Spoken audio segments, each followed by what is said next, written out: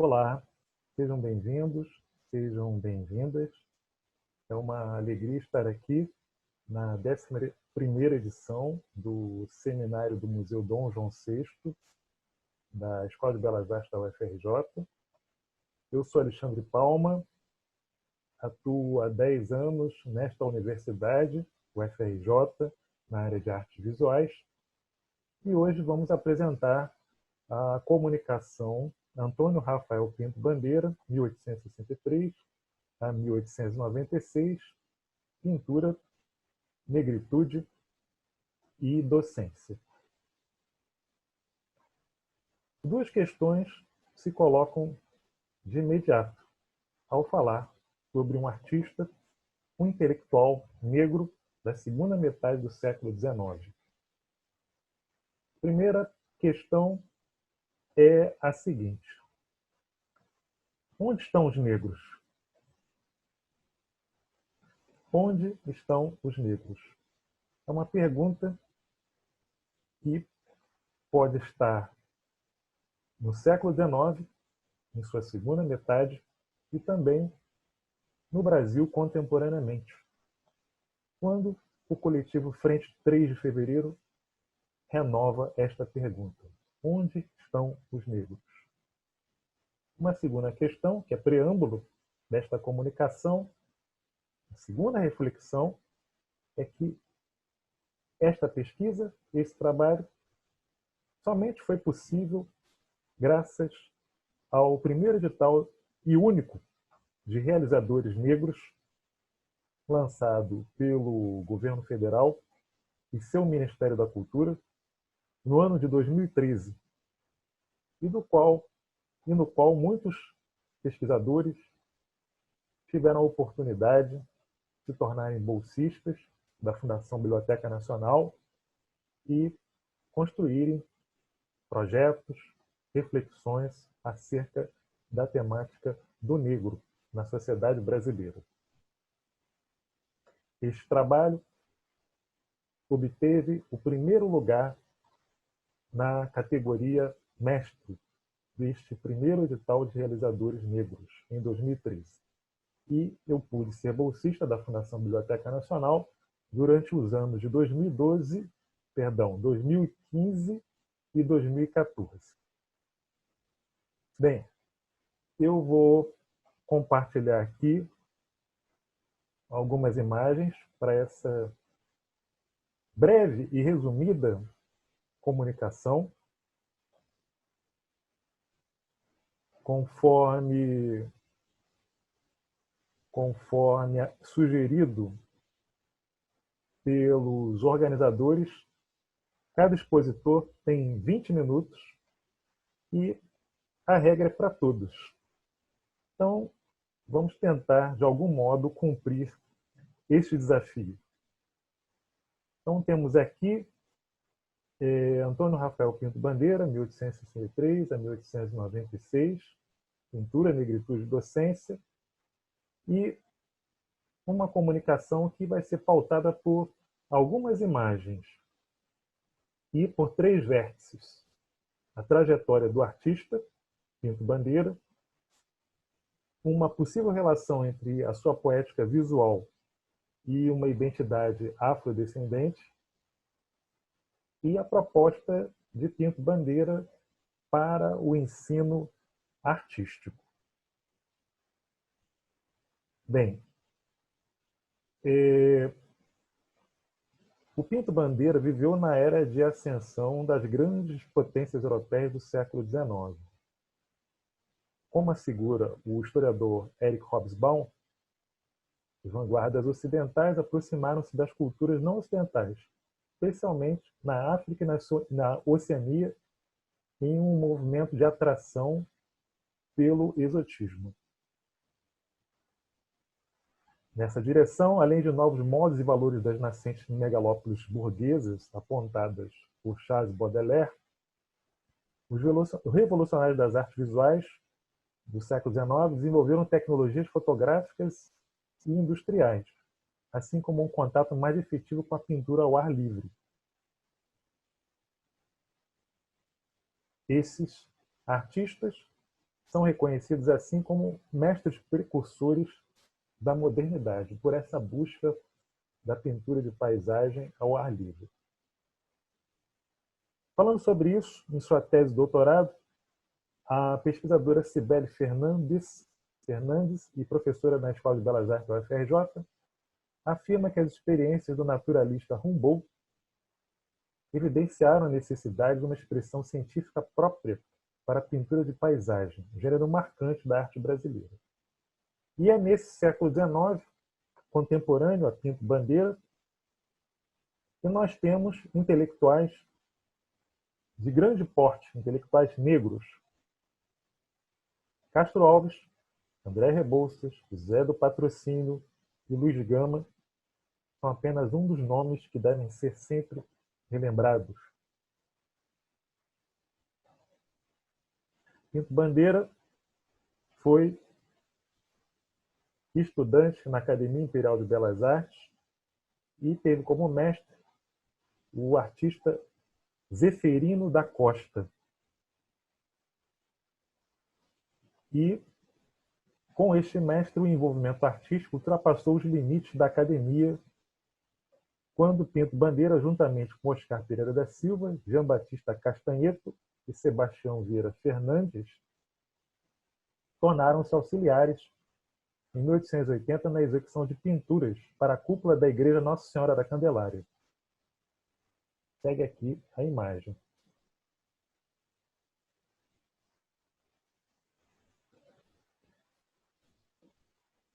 Num depoimento especialmente obtido para este trabalho, o artista, pintor e teórico Jael Pedrosa diz o seguinte sobre a pintura de paisagem e sobre um grupo marcante no século XIX em relação a esse gênero na arte brasileira.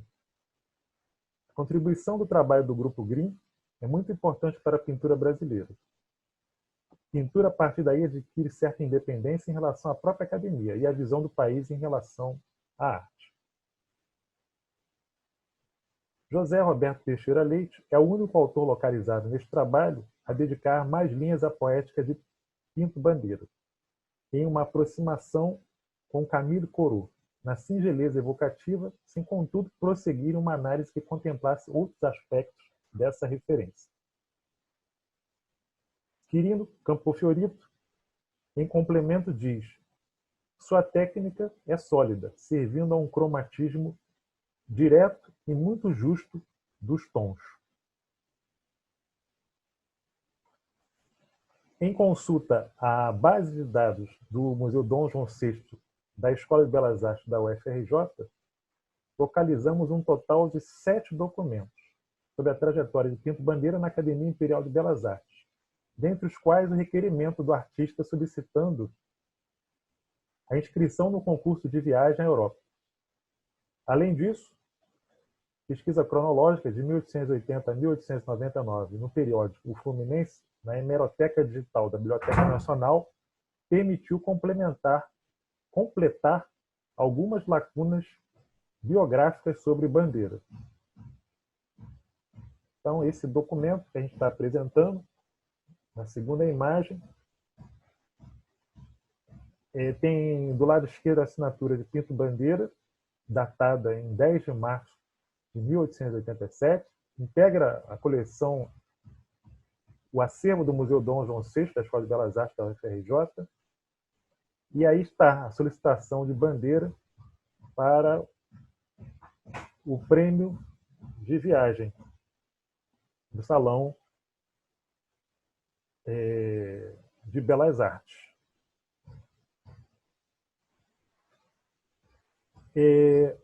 Outro dado interessante que a gente conseguiu localizar aqui,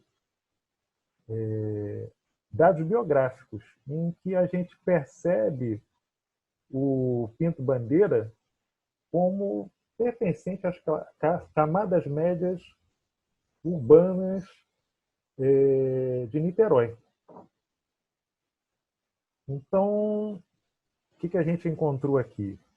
Esse anúncio e está no catálogo Para Nunca Esquecer, Negras Memórias, Memórias de Negros, editado pela Pinacoteca do Estado de São Paulo, em 2001, com apoio do governo federal, em uma exposição grande organizada pelo Emanuel Araújo, em São Paulo. Então, a gente tem aqui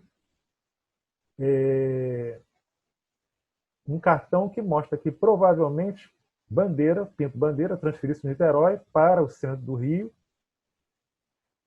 e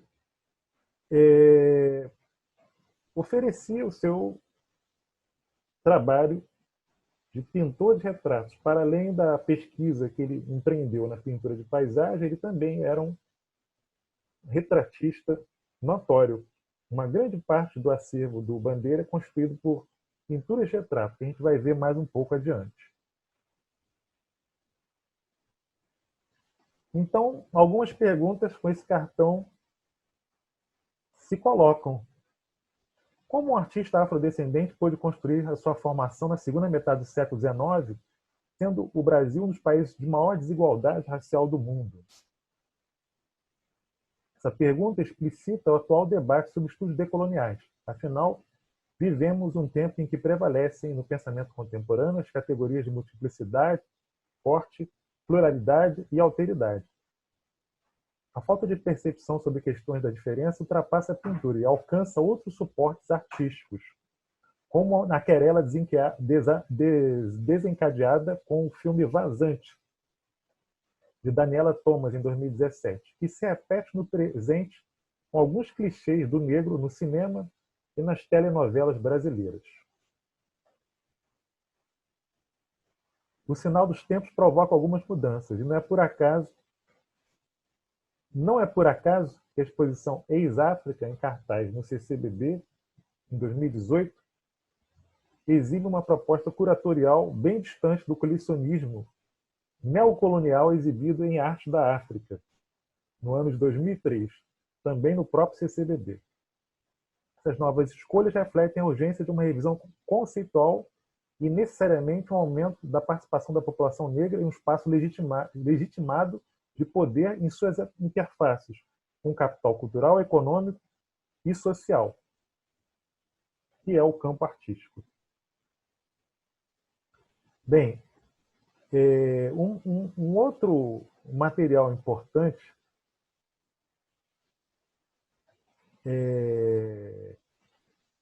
foi um cartão que a gente encontrou como pesquisador da Biblioteca Nacional, do Ministério da Cultura, no setor de manuscritos dessa instituição.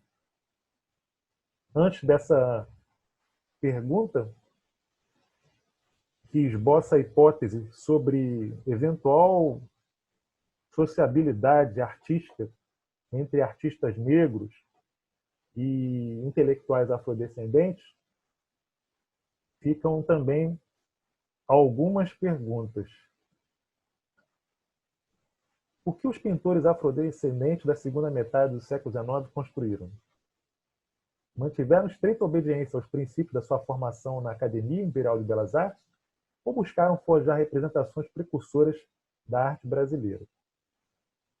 Longe de um dualismo, Pinto Bandeira e seus contemporâneos reafirmam a negritude da arte brasileira, embora não tenham esboçado uma interpretação sobre a visualidade afro-brasileira, tanto do ponto de vista autorreferente, quanto em relação ao olhar sobre a sociedade do seu tempo. Embora as imagens apresentem marcas, vestígios importantes sobre esta visualidade. Pinto Bandeira e seus contemporâneos nos fazem refletir sobre a arte produzida no Brasil na segunda metade do século XIX, considerando o racismo estrutural do país, uma característica controversa e ainda permanente na área de artes visuais. E aí, essa hipótese de sociabilidade artística e intelectual entre artistas negros na segunda metade do século XIX e entre intelectuais negros também nesse período é formulada pela pesquisadora Ana Flávia Magalhães Pinto, da UNB, e nós procuramos seguir esse diapasão. Então, nesse cartão, e a gente localizou na Biblioteca Nacional, de algum modo, esboça essa hipótese. Então, nesse cartão a gente tem aqui, ó,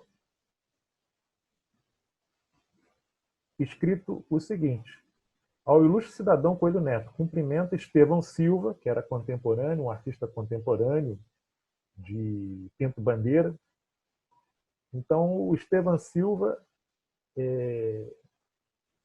apresenta ao intelectual Coelho Neto o artista Pinto Bandeira. Então, esse pequeno cartão localizado lá na Biblioteca Nacional esboça essa possibilidade de sociabilidade artística entre negros, artistas negros e intelectuais negros do período. Porque ele diz o seguinte: ao ilustre cidadão Coelho Neto, cumprimento Estevão Silva, professor do Liceu de Artes e Ofícios, e tenho a satisfação de apresentar meu colega e companheiro de ateliê Pinto Bandeira. Espero que meu ilustre amigo dê as informações necessárias que ele deseja, auxiliando com seus valiosos préstimos. Rio de Janeiro, 30 de março de 1891. Então, o Coelho Neto, naquele momento,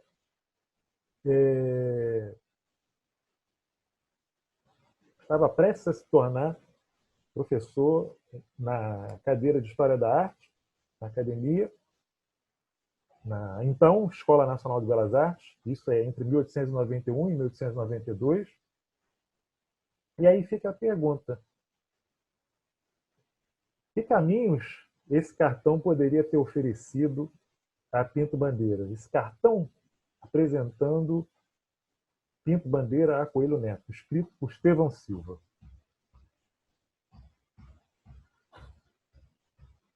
De fato, o racismo poderia afetar a trajetória de Bandeira, e fica a dúvida sobre qual tipo de informações Estevão Silva poderia oferecer. No momento da troca de cartões, Coelho Neto já conhecera e se tornara amigo de José do Patrocínio, proprietário da Gazeta da Tarde. Assim, trouxemos uma imagem que é muito interessante do acervo artístico do Pinto Bandeira e que está num conjunto de diferentes instituições museológicas aqui no Rio de Janeiro. Identificamos 14 pinturas figurativas do Pinto Bandeira, 4 paisagens, 3 marinhas e 5 naturezas mortas. Nos trabalhos figurativos, com predominância do retrato, é patente a atmosfera psicológica. E essa questão psicológica, ela tem várias camadas em relação à visualidade negra. E ele está disperso em 3 instituições, esse acervo: Museu Antônio Parreiras, Museu Nacional de Belas Artes e também no Museu Afro-Brasil, além de estar pulverizado por colecionadores particulares.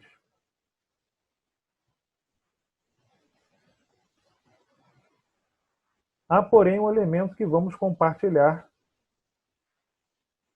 nesse trabalho, que se chama Cabeça de Homem. O título se chama Cabeça de Homem, não Cabeça de um Negro. Esse é o título que Pinto Bandeira nomeou: Cabeça de um Homem. Enfim, é um trabalho de 1891 e também está no acervo do Museu Antônio Parreiras. E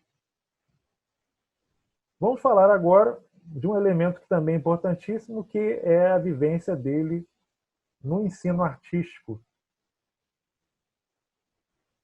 O Pinto Bandeira, ele foi professor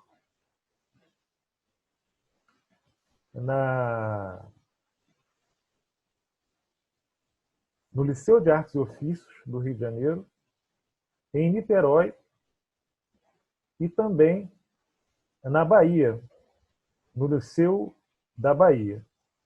E elaborou uma proposta de reforma para o ensino artístico na Bahia. Então, essa proposta foi publicada no Jornal de Notícias em 15 de agosto de 1890 e mostra o papel, a relação entre ser artista e ser um intelectual negro na segunda metade do século XIX. Concluo com esse trabalho do Sebastião Vieira Fernandes, retratando o seu colega, o seu contemporâneo Pinto Bandeira, e deixo aqui os meus contatos. Deixar aqui nos contatos alexandre.palma.da.silva@gmail.com e um abraço para vocês e muita saúde. Obrigado.